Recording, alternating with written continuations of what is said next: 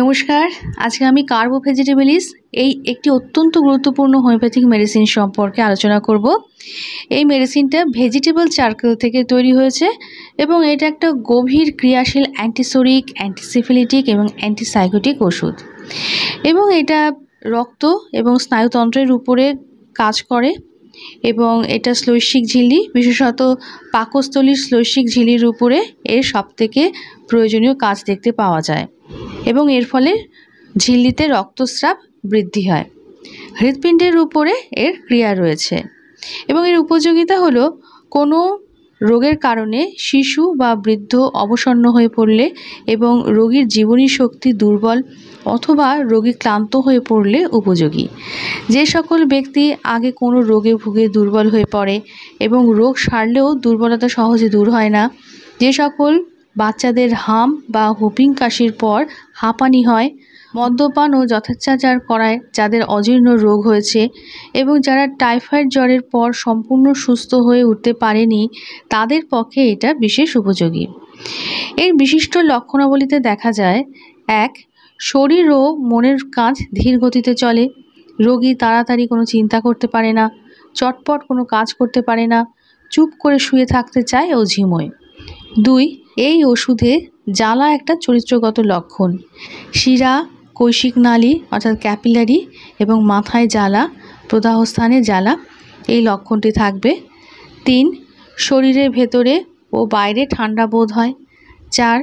হিমাঙ্গ বা কোলাপস অবস্থায় নিঃশ্বাস প্রশ্বাস, জিভ, নাক, কান ও হাঁটু সব ঠান্ডা হয়ে যায়। 5. কোলাপস অবস্থায় রোগীর সর্বদা বাতাস চায়। 6. পেটে বায়ু জন্মায় এবং সেটা অত্যন্ত দুর্গন্ধযুক্ত। 7. রক্তস্রাব হয়, রক্ত বেগে বের হয় না, চুইয়ে চুইয়ে পড়ে, অর্থাৎ ব্লাড উজেস ফ্রম উইকেন্ড টিস্যুস, এটা দেখা যায়। এবং 8. মুখশ্রী বিবর্ণ ও ঠান্ডা হয়ে যায় এবং ঘামে আবৃত হয়। 9. রোগের শেষ অবস্থায় প্রচুর ঠান্ডা ঘাম হয়, নিঃশ্বাস প্রশ্বাস এবং জিভ ঠান্ডা বোধ হলে এবং স্বর লোপ হয়ে গেলে কার্বোভেজ অনেক সময় রোগীর জীবন রক্ষা করে। 10. ঘুমোবার সময়ে রোগী পা দুটো গুটিয়ে রাখে। এইবার কার্বোভেজের এই সিমটমসগুলোর বিস্তারিত আলোচনা। হেডেক বা শিরোপীড়া দেখা যায়, অতিরিক্ত মদ্যপান করার কারণে মাথা ব্যথা হলে এবং মাথার ভেতর যেন মৌমাছি শব্দ করছে এই রকম বোধ হলে কার্বোভেজ উপযোগী। মাথা ভারী বোধ হয় এবং মৃদু ব্যথা হয়, কপালে টান টান বোধ হয়, মনে হয় যেন কপালটা একটা দড়ি দিয়ে শক্ত করে বাঁধা হয়েছে। এছাড়া দাঁতের সমস্যায় দেখা যায় যে দাঁতের গোড়া দিয়ে রক্ত পড়ে, অর্থাৎ মাড়ি থেকে রক্ত পড়ে এবং দাঁতে দাঁতে চাপ দিলে অথবা দাঁত ছুলে প্রচণ্ড ব্যথা হয়। এবং কর্ণরোগে দেখা যায় দুর্গন্ধযুক্ত জলের মতন পাতলা এবং ঝাঁঝালো ও ক্ষতকর স্রাব কান থেকে বের হয়। ম্যালেরিয়া, হাম বা আরক্ত জ্বরের পরে এই রকম স্রাব যদি বের হতে থাকে তাহলে কার্বোভেজ অভ্যর্থ। কানের কোনো পুরনো স্রাবে অন্যান্য লক্ষণগুলো লোপ পেলে কার্বোভেজ ব্যবহারে উপযুক্ত ওষুধ প্রয়োগের পথ পরিষ্কার হয়। এছাড়া কার্বোভেজ মামসের চিকিৎসার ক্ষেত্রেও কিন্তু ব্যবহার করা যায়। কার্বোভেজের যে সর্দির যে লক্ষণ, তাতে দেখা যায় যে রোগী প্রায় সবসময় সর্দিতে ভোগে। প্রথমত নাক থেকে জলের মতন সর্দি আরম্ভ হয় এবং দিনরাত্রি হাঁচি হতে থাকে, গরমে কষ্ট বোধ করে, আবার ঠান্ডাতেও খুব কষ্ট বোধ করে। রোগীর গলার স্বর বসে যায়, কাশির সঙ্গে সঙ্গে গলার ব্যথাও বাড়ে, পাতলা শ্লেষ্মা এবং পরে ঘন হলুদ বর্ণের হয় ও বিস্বাদযুক্ত হয়। এই সর্দির সঙ্গে পাকস্থলীর যদি কোনো সমস্যা থাকে এবং টক ঢেকুর ওঠে, বায়ুতে পেট ফেঁপে ওঠে, এই রকম লক্ষণ থাকলে অবশ্যই কার্বোভেজ ভাবতে হবে। হুপিং কাশিতে দেখা যায় যে হুপিং কাশির প্রথম অবস্থায় কার্বোভেজ ব্যবহার করলে অধিকাংশ ক্ষেত্রে সেটা ভালো হয়ে যায়। আরোগ্য যদি নাও হয় তাহলেও রোগ অনেকটা সহজসাধ্য হয়। কাশতে কাশতে রোগীর বুকে প্রচণ্ড ব্যথা হয়, সমস্ত রাত্রি কাশি হয় এবং ল্যাকেসিসের মতন ঘুমের মধ্যেই কাশি হয় অথবা ঘুম ভাঙলেই কাশি আরম্ভ হয়। কাশতে কাশতে কণ্ঠ রুদ্ধ থেকে আবার কাশি আরম্ভ হয়ে প্রায় 1 ঘন্টা পর্যন্ত ওই কাশি থাকে। রাত্রে 2-3 বার এইরকম কাশি হয়। এছাড়া হাঁপানির বা অ্যাজমার ক্ষেত্রে দেখা যায় বৃদ্ধ ও দুর্বল ব্যক্তিদের হাঁপানি রোগে এটা বিশেষ প্রয়োজনীয় ওষুধ। হাঁপানির টানের সময় মনে হয় রোগীর শ্বাস বন্ধ হয়ে মারা যাবে এবং ঢেকুর উঠলে অনেকটা ভালো বোধ হয়। পেটে বায়ু জমার ফলে হাঁপানি হলে কার্বোভেজ এবং লাইকোপোডিয়াম বিশেষ উপকারী। কার্বোভেজের হাঁপানির টান সাধারণত রাত্রে আরম্ভ হয়। এছাড়া স্বরভঙ্গ বা অ্যাপোনিয়াতে দেখা যায় সকালে স্বর বেশ পরিষ্কার থাকে কিন্তু বিকেলবেলা স্বর বসে যায়। বিকালে কাশতে গলার ভেতর ব্যথা হয়। রোগী বারে বারে গলা পরিষ্কার করতে বাধ্য হয় বলে ল্যারিংস বা কণ্ঠনালীতে ব্যথা হয়ে যায়। এছাড়া কার্বঙ্কল বা দুষ্টব্রণর ক্ষেত্রে দেখা যায় যে কার্বঙ্কল যখন নীলবর্ণ হয় এবং ক্ষত থেকে দুর্গন্ধময় পুঁজ বের হতে থাকে এবং সেই সঙ্গে ওই জায়গায় অত্যন্ত জ্বালা বোধ হয়, সেক্ষেত্রে কার্বোভেজ ভীষণই উপকারী।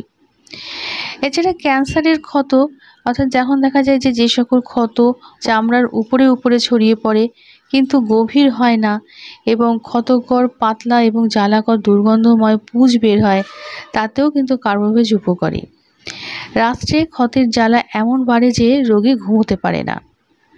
এছাড়া কোলাপস বা হিমাঙ্গ অবস্থায় দেখা যায় শরীরের স্বাভাবিক উত্তাপ থাকে না, গাল, নাক ও হাত পা বরফের মতন ঠান্ডা হয়ে যায়, এমনকি নিঃশ্বাস প্রশ্বাসের বায়ু ঠান্ডা বোধ হয় এবং নাড়ি সুতোর মতন সরু ও সবিরাম।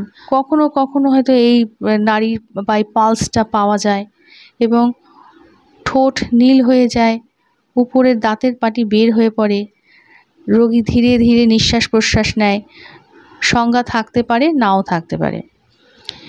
টাইফয়েডের শেষ অবস্থায় রক্তস্রাব বা উদরাময় হয়ে রোগী খুব অবসন্ন হয়ে পড়লে এবং কলেরার পতন অবস্থায়, নিউমোনিয়া অথবা অন্য রোগে উক্ত হিমাঙ্গের লক্ষণ থাকলে কার্বোভেজ জীবন রক্ষা করে।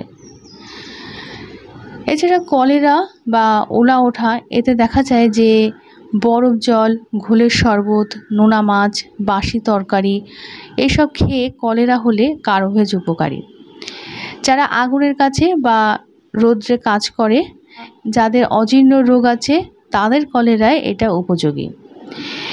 এছাড়া শিশুদের কলেরা অর্থাৎ কলেরা ইনফ্যান্টামে দেখা যায় যে আম মিশ্রিত অথবা জলের মতন পাতলা আমের সঙ্গে রক্ত মিশ্রিত যখন মল থাকে এবং অবসাদ এসে শিশুর শরীর ঠান্ডা ও বিবর্ণ হয়ে যায় এবং শরীরে খুব ঘাম হয়, নাক সরু হয়ে যায় এবং মরার মতন চেহারা হয়ে যায়, সেক্ষেত্রে কার্বোভেজ খুব উপযোগী।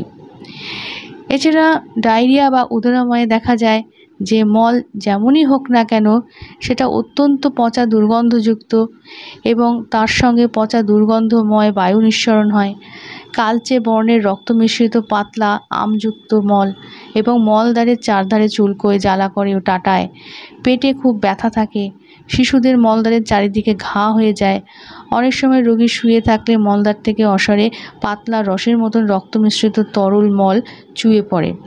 এই রকম লক্ষণে কিন্তু কার্বোভেজ খুব ভালো কাজ করবে। এছাড়া আমাশা বা ডিসেন্ট্রিতে দেখা যায় কঠিন আমাশা রোগে কার্বোভেজ অত্যন্ত প্রয়োজনীয়। পেটের ভেতরে সাধারণত কোনো অন্ত্রের কোনো বাঁকে অর্থাৎ usually in or on the other bent of the colon, এই ক্ষেত্রে অত্যন্ত জ্বালা করে এবং পেট খুব ফুলে ওঠে, নাড়ি দুর্বল ও সবিরাম হয়, মল দেখতে বাদামি বর্ণের জলের মতন অথবা হরহরে এবং ভয়ানক দুর্গন্ধযুক্ত, রোগী বাতাস চায়, এই রকম ক্ষেত্রে কিন্তু কার্বোভেজ ভাবতে হবে। অনিয়মিত জীবনযাত্রার কারণে অজীর্ণ রোগে কার্বোভেজ বিশেষ উপযোগী। দেখা যায় যে অতিরিক্ত অনিয়ম, খাদ্যাভ্যাসে অনিয়ম, রাত্রি জাগরণ, মদ খাওয়া, এরকম নানান রকম অত্যাচারের ফলে যখন অজীর্ণ রোগ হয়, সেক্ষেত্রে কার্বোভেজ মৃত সঞ্জীবনীর মতন কাজ করে। মাথার পেছন দিক থেকে আরম্ভ হয়ে চোখ ও তারার উপর পর্যন্ত ব্যথা, গা বমি ও পেট জ্বালা করা, মাংস বা ঘিয়ের খাবার সহ্য হয় না, দুধ খেলে পেট ফেঁপে যায়, ঢেকুর উঠলে রোগী বিশেষ উপশম লাইকোপোডিয়াম ও চায়নায় যেখানে ঢেকুরের রোগী উপশম বোধ করে না। কার্বোভেজে অজীর্ণ রোগের সঙ্গে কোষ্ঠবদ্ধতা ও অর্শ থাকে। আবার কখনো কখনো সকালবেলায় উদরময় দেখা যায়। সাধারণত এই অবস্থায় নাক্স ভূমিকা যদি ব্যর্থ হয় সেক্ষেত্রে কার্বোভেজে উপকার অবশ্যই হবে। এছাড়া নিউমোনিয়া রোগের ক্ষেত্রে দেখা যায় যে নিউমোনিয়ার তৃতীয় অবস্থায় যখন প্রচুর পরিমাণে মিউকাস উঠতে আরম্ভ হয় এবং নিঃশ্বাস প্রশ্বাস ঠান্ডা বোধ হয়, ঠান্ডা ঘাম হতে থাকে এবং রোগী জোরে জোরে বাতাস করতে বলে, তখন কার্বোভেজ সাংঘাতিকভাবে ভালো কাজ করবে। নিউমোনিয়ার কুচিকিৎসার জন্য রোগ সম্পূর্ণ আরোগ্য না হলে এবং সেই সঙ্গে পুরনো ব্রঙ্কাইটিস থাকলে অথবা ফুসফুসের যকৃৎ ভাব সম্পূর্ণ দূর না হলে এবং বুকে দুর্বলতা বোধ করলে এবং দুর্বলতার জন্য কেশে মিউকাস যদি তুলে না ফেলতে পারে সেক্ষেত্রে কার্বোভেজ উপকারী। কুচিকিৎসিত নিউমোনিয়াতে লাইকোপোডিয়ামেরও প্রয়োজন হয়, এটা কিন্তু মনে রাখতে হবে। এছাড়া অর্শ বা পাইলসের ক্ষেত্রে দেখা যায় যে মাতালদের অর্শ রোগ বহুদিন ধরে মদ মাংস খাওয়ার ফলে যখন লিভারের রক্তাধিক্য হয়ে কোষ্ঠবদ্ধতার সঙ্গে অর্শ এবং সেই সঙ্গে নিষ্ফল মলত্যাগের ইচ্ছে হয় সেক্ষেত্রে কিন্তু কার্বোভেজ ভাবতে হবে। অর্শে পাইলসের ক্ষেত্রে যখন দেখা যায় যে এটা নীলচে বর্ণের সেক্ষেত্রে কিন্তু কার্বোভেজ ভালো কাজ করবে। এছাড়া মেট্রোরেজিয়া বা যেখানে জরায়ুস্রাব যেটা দীর্ঘদিন ধরে চলতে থাকে সেক্ষেত্রে কিন্তু কার্বোভেজ খুব ভালো কাজ করবে এবং রক্তস্রাব যাতে পচা দুর্গন্ধ থাকবে সেটাও কিন্তু মনে রাখতে হবে। এছাড়া রিটেন প্লাসেন্টা যখন হতে দেখা যায়, অর্থাৎ প্রসবের পর যখন প্লাসেন্টাটা যখন আটকে থাকে বেরোতে চায় না এবং চুয়ে চুয়ে রক্তস্রাব হতে থাকে তখন কার্বোভেজ কিন্তু খুব ভালো কাজ করবে। এছাড়া টাইফয়েড জ্বরের ক্ষেত্রে যে লক্ষণগুলো থাকলে কার্বোভেজ অবশ্যই মনে করতে হবে।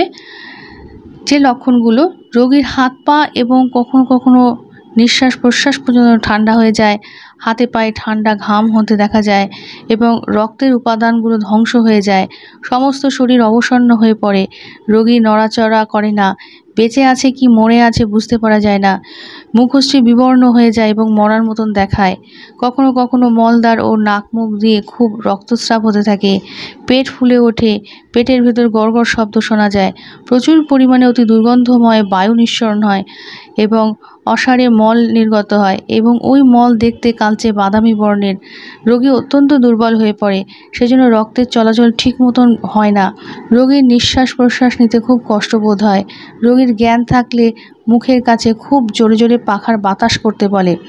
এই রকম লক্ষণগুলো থাকলে কার্বোভেজ অবশ্যই মনে করতে হবে।